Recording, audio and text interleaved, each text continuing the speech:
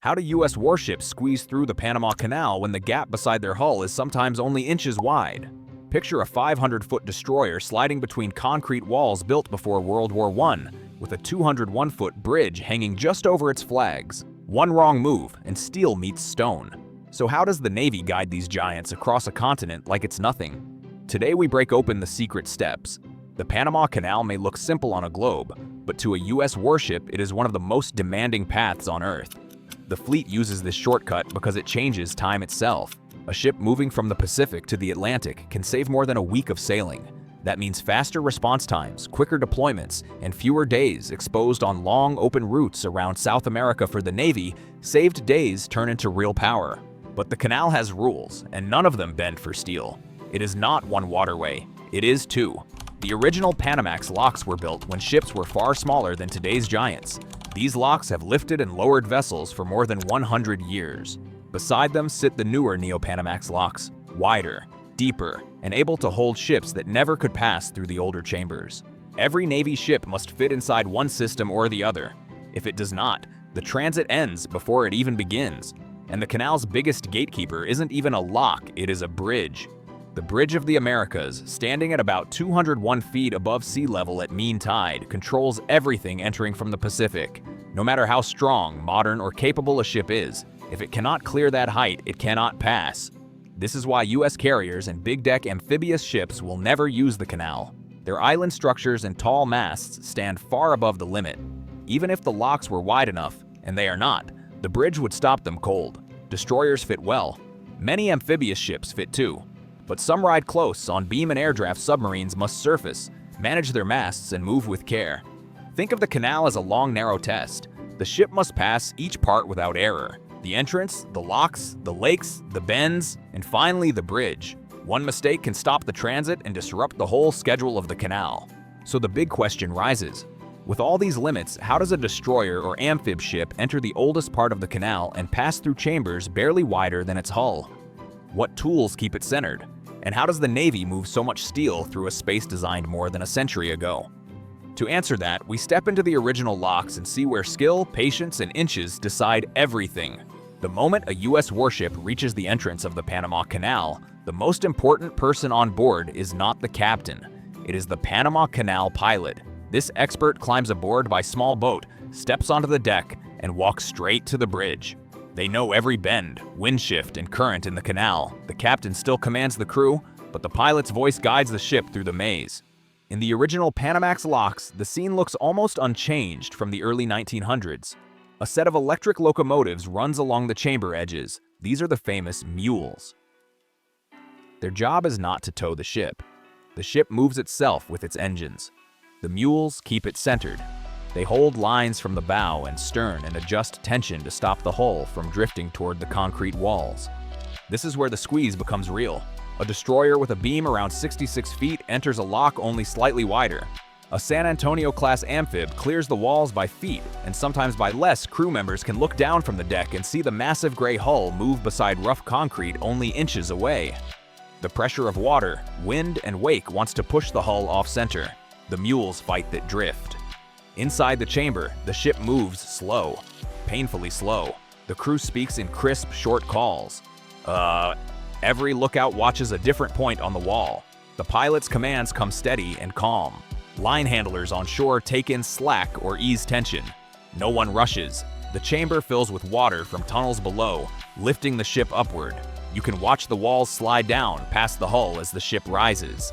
Then the gates swing open. The ship moves ahead to the next chamber, where the process repeats. Hours pass in this mix of motion and stillness. The ship crawls across a continent almost 1 foot at a time. By the time the warship exits the final lock, the crew has done something that looks simple on video but feels intense on deck. They have moved a combat ship, packed with equipment and weapons, through a space designed for a different century. They did it without touching concrete, without losing control, and without stopping the traffic behind them. But the Navy does not use only the old locks. Some ships need more width, more draft, or a different kind of control. And that leads to the newer, bigger system, the Neo-Panamax locks, where the rules change again. The Neo-Panamax locks are a different world. They rise behind tall concrete walls with smooth gates that slide sideways instead of swinging open. They were built for the modern age.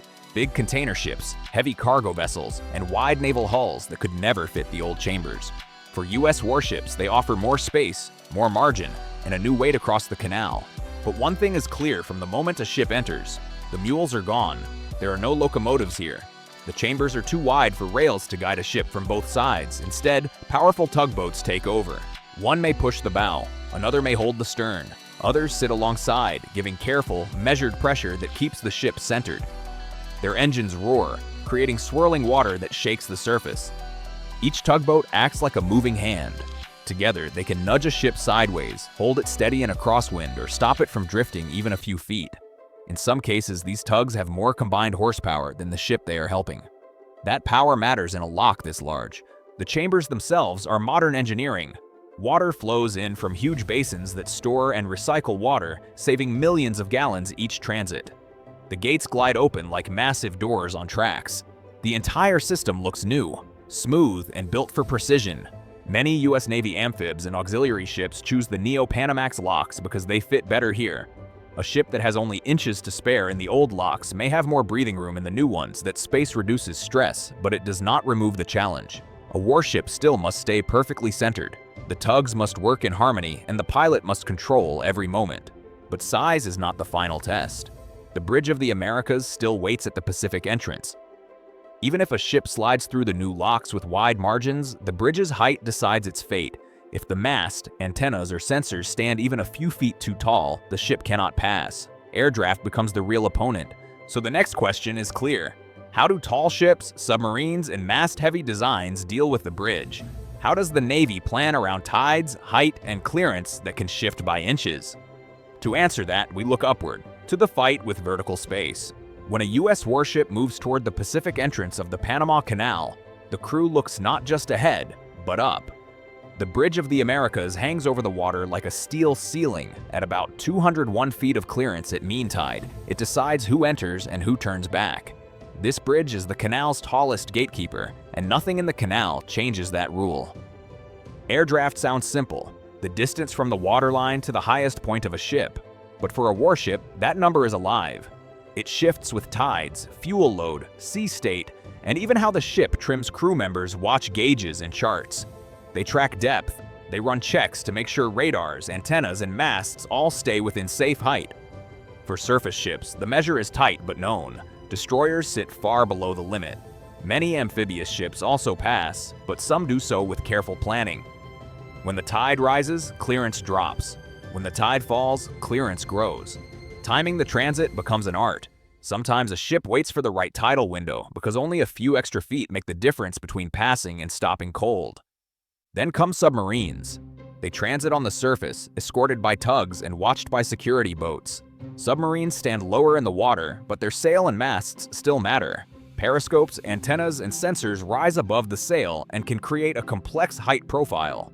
Before a sub enters the canal, the crew lowers or stows what they can. The pilot then aims to bring the boat under the bridge at the safest tide, with clear visibility and calm water. For amphibs, the issue is more mixed. A ship like a San Antonio-class LPD is long and tall, yet still fits both Panamax beam limits and air draft limits. Just barely fendering, tug control, and water depth shape every moment. Some amphibs choose the new locks for more room on the sides, but must still meet the same vertical standard. And here's the part most people never see. The crew checks the bridge height again when they are almost under it. They measure the mast tip against the span using visual markers and digital tools. It is a strange moment. A huge warship moves forward, and every eye checks the space between steel and sky. That is why the air draft challenge is more than a number. It is the line between success and delay. And once the ship clears the bridge, another question rises. How does the Navy time the entire transit when drought, traffic, and schedules tighten the canal's flow? The Panama Canal may look calm, but behind the scenes it runs on strict timing. Every ship, including US warships, must book a transit window with the Panama Canal Authority far in advance. Even with the Neutrality Treaty ensuring fair passage, the Navy must fit its ships into the canal's daily rhythm. Warships do not cut the line just because they are military. They coordinate and plan to move at the right moment. Drought seasons make this even harder. When rainfall is low, water levels in the lakes drop. That limits how deep ships can sit. It also reduces how many ships can pass each day. In some years, the canal cuts transit slots sharply. Commercial shipping stacks up and timing becomes tight.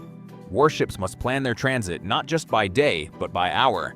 They may anchor outside until the pilot boards at the assigned time. Once the Navy gets the green light, the choreography begins. The pilot, the ship's captain, tug crews, and the lockmasters all talk across radios. This communication looks simple on paper, but in real time, it is a high-pressure dance. A warship may have only minutes to enter the lock after it opens. If it misses the window, traffic stalls behind it. Everything runs by checklists. The bridge team checks speed, line handlers check gear, engineers watch engines and thrusters. The crew scans the sides for drift. Even the food schedule may shift because the transit can last more than 12 hours from end to end. During drought years, limits hit even harder. Some ships must lighten fuel or stores to meet draft limits. Others wait longer for the right depth. It's not dramatic on camera, but it is critical for safe passage. If the ship enters too deep, it risks scraping the bottom in shallow areas. The pilot will not allow that. This planning saves more warships than any tug or mule. Most problems are solved before the ship even moves. The real squeeze is usually in the schedule, not the lock walls. But after all the planning, all the measuring, and all the timing, one final question remains.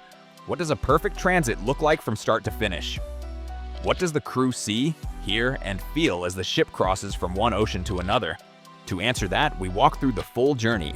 One clean, smooth, textbook Navy transit. A perfect Navy transit begins in the dark. A warship sits outside the canal entrance before sunrise. The air is calm. The bridge team stands ready on the horizon. A small boat speeds toward the ship. It carries the canal pilot. Once aboard, the pilot steps to the bridge, shakes hands with the captain, and begins calling out the first instructions. Tugs make fast near the bow and stern. Their engines rumble, ready to push or pull as needed. The ship lines up on the approach channel, moving slow and steady toward the first lock. The pilot adjusts speed by single knots. The captain echoes each command.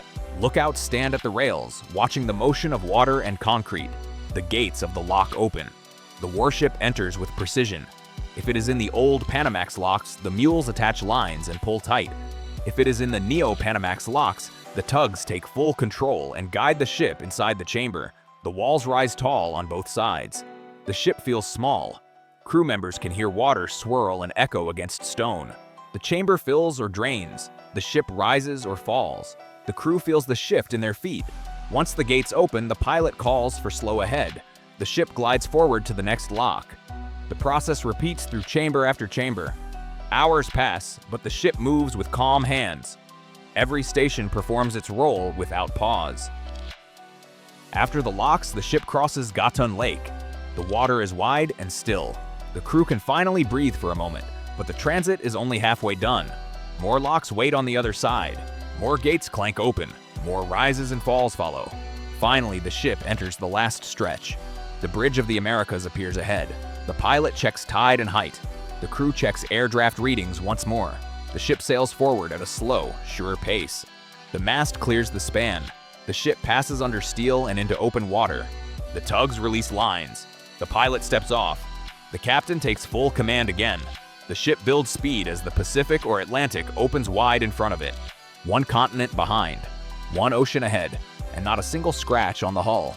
This is how America's fleet threads a concrete needle and moves from ocean to ocean with teamwork, skill, and inch-by-inch precision. You just watched a US warship thread a concrete needle and cross a continent with skill you can feel in every frame. If seeing our heroes at sea make this look easy fills you with pride, hit that subscribe button so we can honor more of the men and women who keep our nation strong. And if you're proud of them today, type "proud" in the comments so they know you stand with them. More deep dives, more history, more power, right here on Navy Alert.